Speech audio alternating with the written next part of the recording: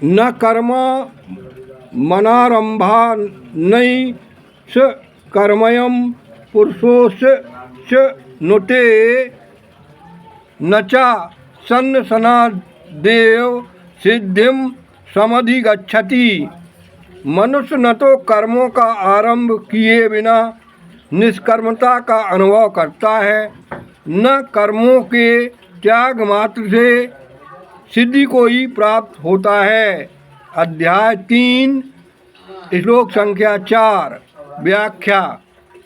जब तक साधक में क्रिया का वेग रहता है, जब तक साधक में क्रिया का वेग रहता है, तब तक साधक के लिए निष्काम भाव पूर्वक दूसरों के लिए कर्म करने आवश्यक हैं। दूसरों के हित के लिए कर्म करने से क्रिया का वेग शांत हो जाता है और सभी कर्म अकर्म हो जाते हैं, अर्थात बांधने वाले नहीं रहते। केवल कर्मों का स्वरूप से त्याग करने पर क्रिया का वेग शांत नहीं होता। क्रिया का वेग शांत हुए बिना प्रकृति से संबंध विच्छेद नहीं होता। प्रकृति से संबंध विच्छेद हुए बिना सिद्धि की प्राप्ति नहीं होती।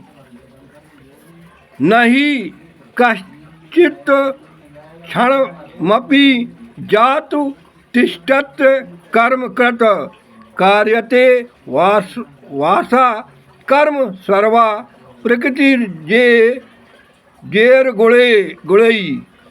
श्लोक संख्या 5 अध्याय 3।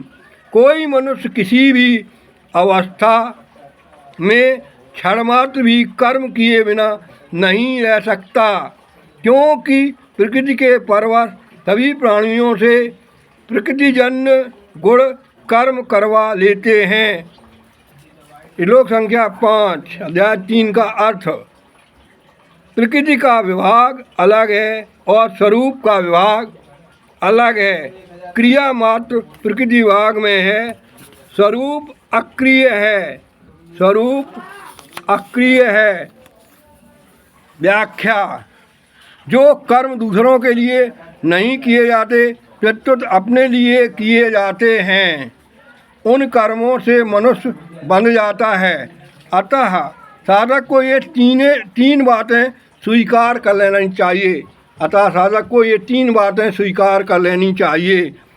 नंबर 1, शरीर सहित कुछ भी मेरा नहीं है। शरीर सहित कुछ भी मेरा नहीं है, यह साधक को स्वीकार कर लेना चाहिए।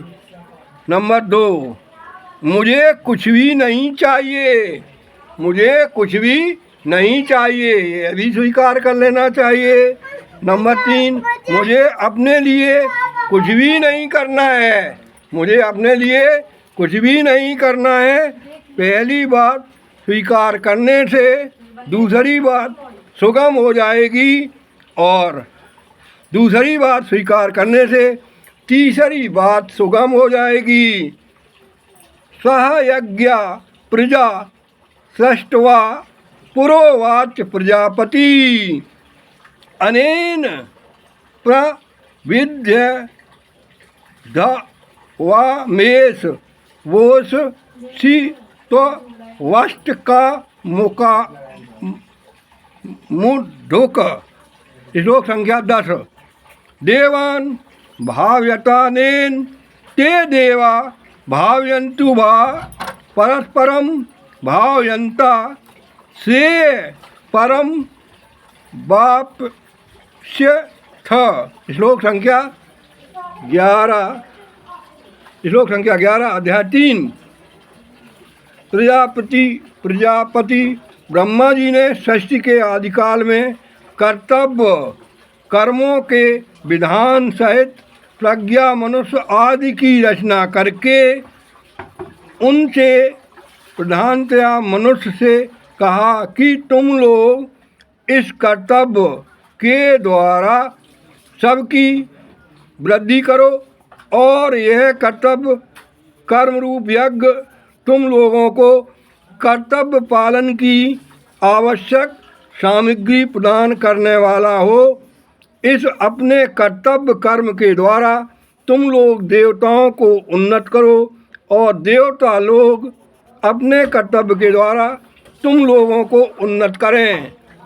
इस प्रकार एक दूसरे को उन्नत करते हुए तुम लोग परम कल्याण को प्राप्त हो जाओगे। व्याख्या। अपने कर्तव्य का पालन करने से अर्थात दूसरों के लिए निष्काम भाव से कर्म करने से अपना तथा प्राणी मात्र का हित होता है, परंतु अपने कर्तव्य का पालन न करने से अपना तथा प्राणी मात्र का अनित होता है। कारण कि शरीरों की दृष्टि से तथा आत्मा की दृष्टि से भी मात्र प्राणी एक है, अलग अलग नहीं। मनुष्य शरीर केवल कल्याण प्राप्ति के लिए ही मिला है, अतः अपना कल्याण करने के लिए कोई नया काम करना आवश्यक नहीं है। प्रत्युत जो काम करते हैं उसे ही फलेच्छा और आसक्ति का त्याग करके दूसरों के हित के लिए करने से हमारा कल्याण हो जाएगा। श्लोक संख्या 11 का व्याख्या।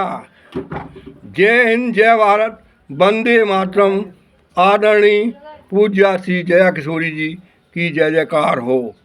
श्री जया किशोरी जी की जय जयकार हो।